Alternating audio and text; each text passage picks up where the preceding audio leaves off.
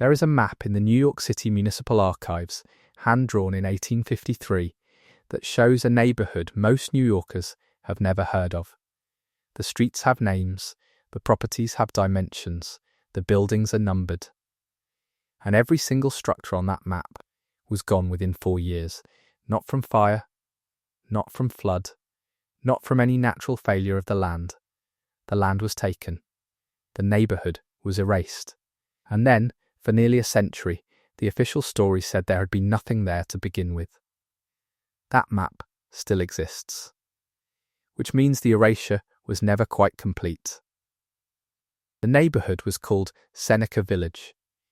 It sat on approximately 5 acres of Manhattan's West Side, between what is now West 82nd and West 89th Streets, from 7th to 8th Avenue. By the 1850s, it was one of the most stable black landowning communities in the entire state of New York. Not the most famous, not the most celebrated, but documented, taxed, voted in, and then removed officially, legally, and with extraordinary speed to make room for what city planners called a great democratic space for all New Yorkers. That space became Central Park. The people who were removed did not disappear quietly. They petitioned. They testified. They refused, in some cases, to leave at all, and then the city used the power of eminent domain to take everything they had built over 3 decades at prices a formal commission decided were fair, whether the owners agreed or not. The question worth asking, and this is a documented, demonstrable question, not speculation, is not simply that this happened. It is what happened to the record of what was there, who lived there, what they owned, and what they lost, because that record was fragmented, minimized, and for decades effectively absent from the official story of one of the most famous public spaces in the world. The map in the municipal archives did not disappear, but almost everything else did. The first thing you need to understand about Seneca Village is that it did not begin as a settlement of the dispossessed. It began as a real estate transaction. In 1825, a white landowner named John Whitehead sold a series of lots in what was then undeveloped land well north of the city's dense population. The buyers were African American. The prices were standard for the era and the location. The transfers were legal, documented and recorded in the city register. 3 members of the African Methodist Episcopal Zion Church, Andrew Williams, Epiphany Davis, and a group of trustees purchased multiple lots within the same year. By 1832, the church had established a building on the site. By 1840, a second church, All Angels, had followed. Property ownership in this era was not merely economic. In New York State at that time, black men could vote only if they owned property, valued at $250 or more, a threshold that applied to no white voter in the state. Owning land was not just shelter. It was citizenship. It was standing. It was the right to participate in the political life of a city that was, block by block, deciding what that participation would look like. Seneca Village gave its residents that right. By 1855, a state census, a document that survives in the New York State Archives, recorded approximately 264 residents in Seneca Village. Roughly half were African American. The remainder were predominantly Irish immigrants, with a smaller German-born population. This was not a homogeneous enclave. It was a functioning, multi-ethnic neighborhood with 3 churches, a school affiliated with one of them, and a network of property owners who had spent 30 years building equity in a city that offered black residents very few legal mechanisms to do so. The property tax records from this period show assessed values, not charitable valuations, not inflated ones, taxed ones. The city of New York knew exactly what was there, because the city of New York had been collecting money from it for years. In 1853, the New York State Legislature authorized the creation of Central Park through a law that granted the city the power of eminent domain over a stretch of land running from 59th Street to 106th Street, later extended to 110th. The official justification was the creation of a public green space that would serve the growing population of a rapidly expanding city. The argument was democratic in its language. A park for everyone, shared by all, accessible across class lines. The phrase "for everyone" appeared in multiple official documents of the era. No version of those documents contained the names of the people who lived on the land designated for that park.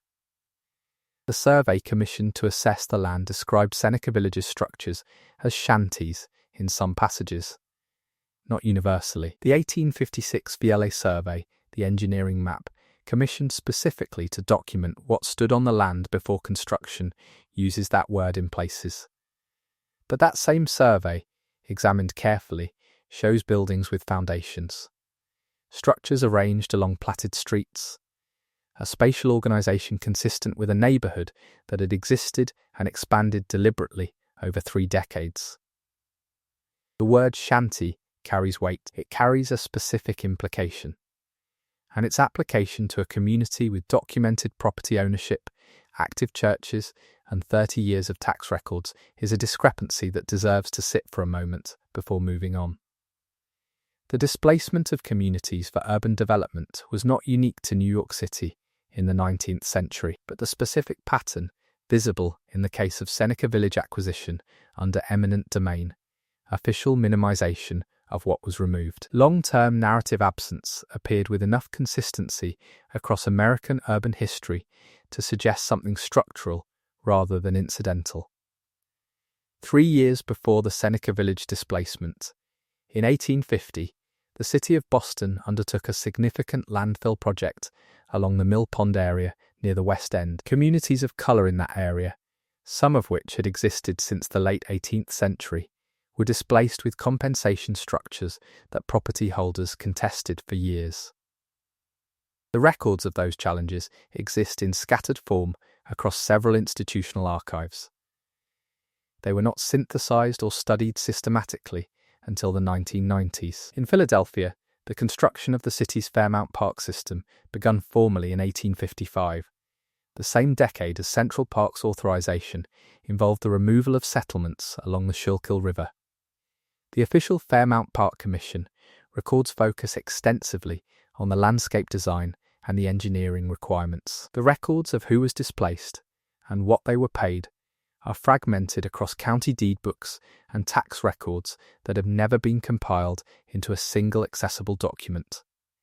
In Cincinnati, in 1841, a neighborhood known as Bucktown, one of the few areas of the city where free black residents could legally own property, was systematically targeted through a combination of legal pressure, targeted tax enforcement, and physical intimidation. By 1855, what had been a functioning community was largely gone. The official city records of this period described the area primarily in terms of its drainage problems.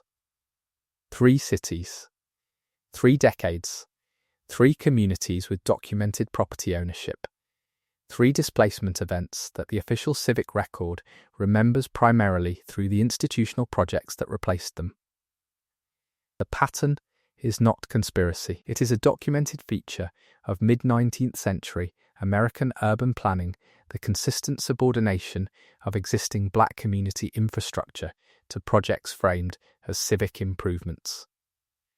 The improvements were real, the subordination was also real, and the degree to which the second reality was allowed to persist in institutional memory varied significantly depending on who controlled that memory. In New York, the specific mechanism that accelerated the erasure was not the displacement itself. It was the narrative that followed. Beginning almost immediately after construction on Central Park commenced in 1858, the popular press of the era began framing the cleared land in ways that erased the complexity of what had been there. Articles in several major New York newspapers from 1858 through 1865 described the parkland as previously occupied by squatters, by pig farms, by the disreputable and the destitute. Some of these descriptions were not fabricated wholesale. There were pig farms in the area. There were residents without legal title to their land. But there were also property owners with 30 years of tax records. and those residents appeared in the press coverage of the era, with a frequency approaching zero. The 1857 census for New York City, conducted 1 year before construction began, contains household data for the Seneca Village area. That document is in the municipal archives. The names in it are real names. The addresses are real addresses. The occupations listed are real occupations: labourer, washerwoman, church minister, property owner. These were not shadows. They were people with documented lives in a documented place. And for nearly a century after their displacement, the dominant civic narrative of Central Park's origins did not mention them at all. In 1993, a Columbia University archaeologist named Diana Wall, working with a team from the city's Landmarks Preservation Commission, conducted the first systematic archaeological survey of the Seneca Village site. This was not 1858. It was not 1910. It was 135 years after the neighbourhood was cleared, and it was the first time anyone had formally excavated the ground beneath the park's western slope to look for physical evidence of what had been there. They found it.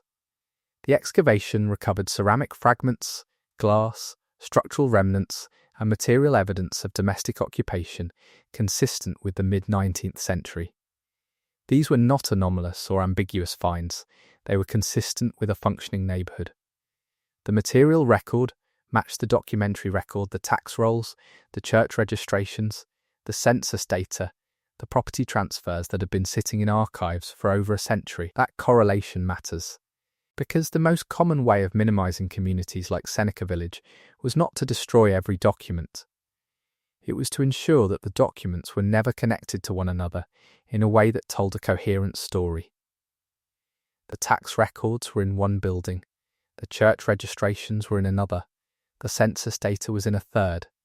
No single accessible institutional narrative linked them. The neighbourhood existed in fragments, invisible to anyone who was not specifically looking and who did not know where to look. The 1993 excavation changed that.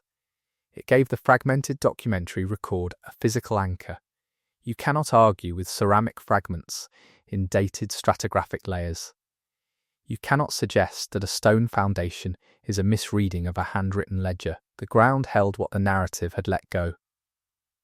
But here is the second pattern, the one that interlocks with the first. The excavation in 1993 covered a limited area, budget constraints, the logistics of excavating within an active public park, and the structure of the project's institutional support meant that the survey was not comprehensive. Significant portions of the Seneca Village footprint were not excavated. The archaeology that was done was enough to confirm the neighbourhood's existence and material depth. It was not enough to fully document what had been destroyed. And that gap between what was confirmed and what remains unexcavated is not a passive absence. It is an active one. The unexcavated portions of the site sit beneath one of the most visited public spaces in the world, where full archaeological excavation is practically impossible without disrupting park infrastructure that serves millions of visitors annually. The physical evidence that would most completely document what was lost is buried beneath a park that was built by erasing it. The irony is not rhetorical. It is architectural. The very thing created in place of the community makes the fullest possible accounting of that community's material life essentially unachievable. There is a second document worth examining in this context. The VL survey of 1856, the engineering map that preceded construction, was not produced for historical preservation. It was produced for construction planning. Its purpose was to identify what needed to be removed and where the terrain would require the most significant alteration. Egbert Veely, the engineer who produced it, was focused on drainage, elevation, and bedrock. His map was a tool of demolition planning, not historical documentation. But the map records what was there because demolition planning requires knowing what you are demolishing. That map survived. It is held at the New York Public Library. The buildings it shows, the churches, the structures along the named streets, the property lines consistent with 3 decades of recorded sales are visible to anyone who looks at it today. Beale drew those buildings not to memorialize them, but because they were obstacles to be removed. His map is, inadvertently, one of the most detailed records of what Seneca Village contained in its final years. The person who created the document of erasure also created the document of preservation. That particular irony takes time to fully register. The convergence of these two patterns, the documentary record fragmented across institutional archives and the physical record buried beneath constructed infrastructure, produced something specific. It produced a century of civic amnesia that was not random. Consider what the residents of Seneca Village lost. Not abstractly, specifically. Andrew Williams, one of the original purchasers of Seneca Village lots in 1825, had built equity in New York City real estate over 3 decades. He had, through property ownership, maintained the right to vote. He had helped establish a church that was not merely a place of worship, but an institutional anchor for a community that had very few institutional anchors available to it. When the city of New York exercised eminent domain over his property, a commission, not a court, not a jury, but a commission determined what his land was worth. He received compensation. The amount was determined by people who had no stake in whether it was adequate. The right of challenge existed. Legally, several Seneca Village property owners did challenge the commission's valuations. The case records are in the New York County Clerk's archives. Some challenges resulted in slightly higher payments. None resulted in the right to remain. What Williams and his neighbours could not recover was the intangible infrastructure of 30 years. The network of community relationships. The institutional knowledge embedded in 3 churches and a school. The neighbourhood's particular capacity to support black political participation through property ownership in a state that made property ownership the price of that participation. That was not compensable under the eminent domain framework. It was not even acknowledged as a category of loss. And then, within a decade, the press was describing the land they had lived on as previously occupied by squatters and pig farms. The human cost of the documentary erasure is not abstract. When Seneca Village residents and their descendants attempted to locate records of their property, their tenure, their institutional life, those records were scattered across archives, organised by different logics, maintained by different institutions, and never assembled into a publicly accessible account. The community that had existed was not simply gone.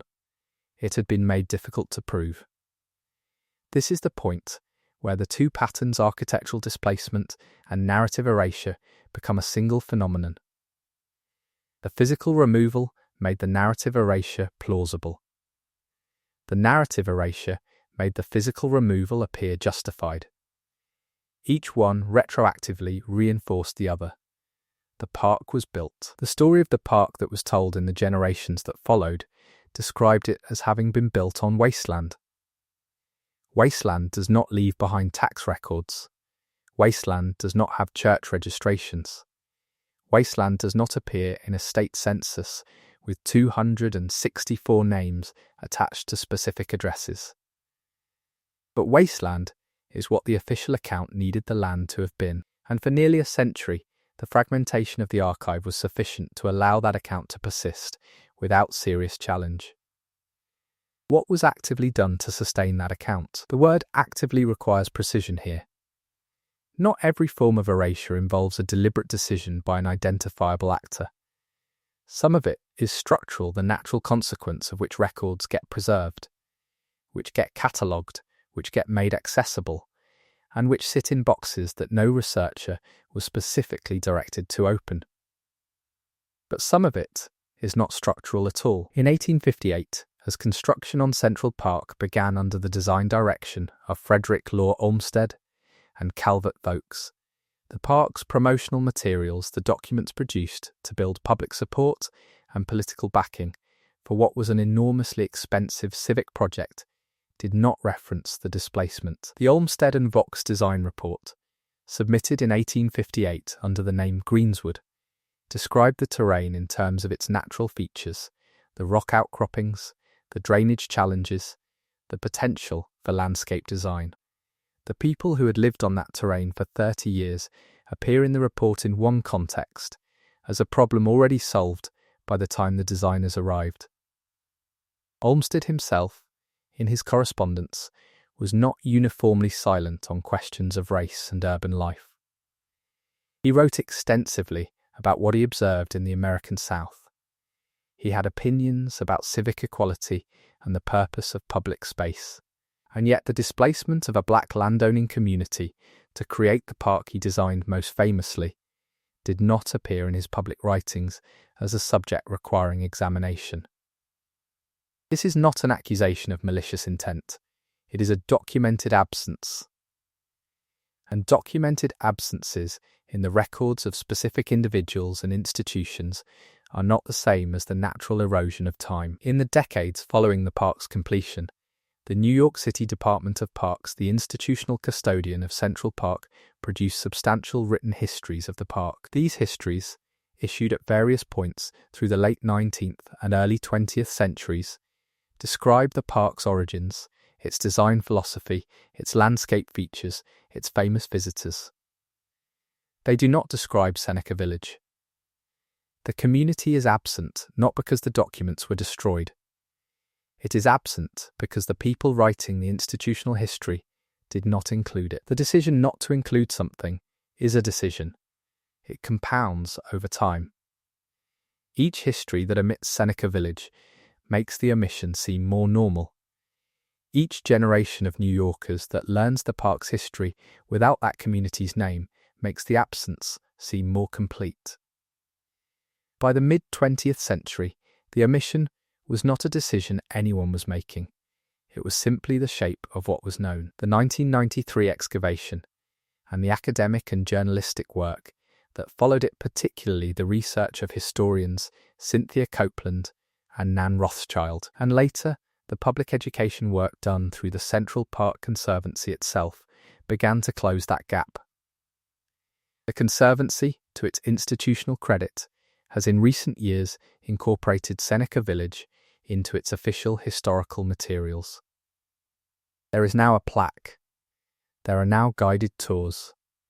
There is now an acknowledgement. That acknowledgement arrived approximately 135 years after the neighbourhood was cleared.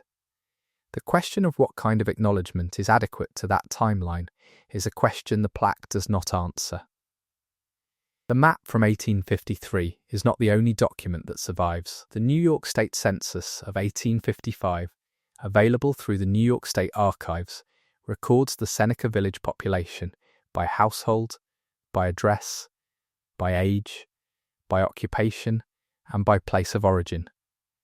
If you search by the street names visible on the 1853 property map, Bloomingdale Road, the numbered cross streets of the era, you can find the households. You can find Andrew Williams, by then in his 50s. You can find the households affiliated with All Angels Church. You can find Irish immigrants living 2 doors from African-American landowners in a Manhattan neighborhood that would cease to exist within 3 years of the document's creation. The City Register at the Manhattan County Clerk's office holds the original property transfer deeds from 1825 onward, the purchases made by Williams, Davis, and the AIM Zion Church trustees. These are handwritten documents with property dimensions, sale prices, and signatures. They are not digitized in full. They are accessible to researchers who know to request them. The VL survey is held at the New York Public Library's Map Division. It has been photographed and partially digitized. The buildings it shows in the Seneca Village area are clearly visible in the high-resolution scan. The structure that corresponds to the location of the AIM Zion Church appears on the map as a labelled building on a specific lot. The church's founding date in its own institutional records is 1832. The map was drawn in 1856. 24 years of a congregation's life is visible as a single rectangle on an engineer's demolition plan. The challenge records the legal filings by Seneca Village property owners contesting the eminent domain valuations are in the New York County Clerk's archives. They are not easy to locate without specific case numbers, which require knowing the names of the filers, which requires having found them in the census or property records first. The documents are a puzzle that requires other documents to solve. That structural difficulty is not incidental. The 1993 archaeological report from the Landmarks Preservation Commission is publicly available through the city's archive system. It describes the specific excavation grid, the finds recovered, and their material and temporal implications. It also describes, in measured academic language, the areas that were not excavated and the reasons for those limitations. The understatement in those passages is its own kind of documentation. The Central Park Conservancy, as of this decade, maintains a Seneca Village resource page on its website and has produced a documentary short on the community's history. These are genuine efforts toward institutional acknowledgement. They also exist against a backdrop in which the Conservancy's official histories for the first century and a half of the park's operation did not include them. The current acknowledgement and the prior silence are both data points, and the relationship between them is worth holding in mind simultaneously. There is also something less institutional and more stubborn in the evidence that remains. The bedrock of Manhattan's west side was not removed when Seneca Village was cleared. The same geological formation that sits beneath the park's western slope today is the same formation that sat beneath the neighbourhood's foundations in 1857. The archaeological layers above that bedrock, the soil strata that the 1993 team excavated, still exist beneath the areas that were not studied. The physical residue of 30 years of occupation does not degrade the way institutional memory does. Whatever lies in those unexcavated portions of the site is still there, under the walking paths, under the lawn, under a space where, on any given weekend afternoon, tens of thousands of New Yorkers spread out blankets and eat lunch and watch their children run across ground that once held a community whose names are in a census nobody reads. The map from 1853 has streets on it, real streets with real names, running through a real neighbourhood on the west side of Manhattan. Those streets no longer exist. The grid they formed was erased when the park's landscape was graded, planted, and transformed into what it is now. But the map is still there, sitting in an archive, waiting to be requested. That is the particular weight of this story, not that the erasure happened, but that it was never quite complete. The tax records survived, the census survived, the deed transfers survived, the Vielli survey survived, drawn by the man who was clearing the land. The archaeological report survived, confirming what the documents already showed. Each piece of evidence is in a different building, organised under a different system, requiring different institutional knowledge to find.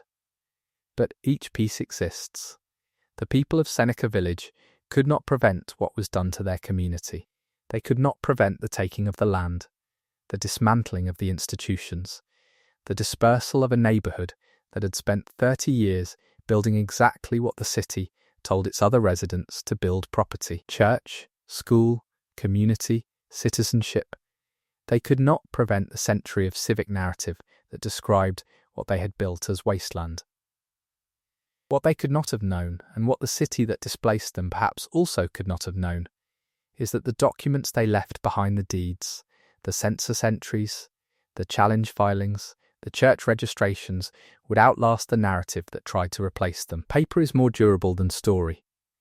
Maps do not revise themselves. The park is real. The community it displaced was also real. Both of those things are documented. Only one of them has a plaque at the entrance to the ramble. Only one of them appears in the standard account of what Central Park is and where it came from. The unanswered question, the one this evidence builds toward and does not resolve, is what it means for a democratic society's public spaces that the communities most systematically excluded from the process of creating them are the same communities most systematically absent from the history of that creation. Not in one city, not in one decade, but as a pattern across the urban landscape of 19th century America, documented in archives that have never fully been connected to one another. The map from 1853 has streets on it. They led somewhere. We have not finished asking where.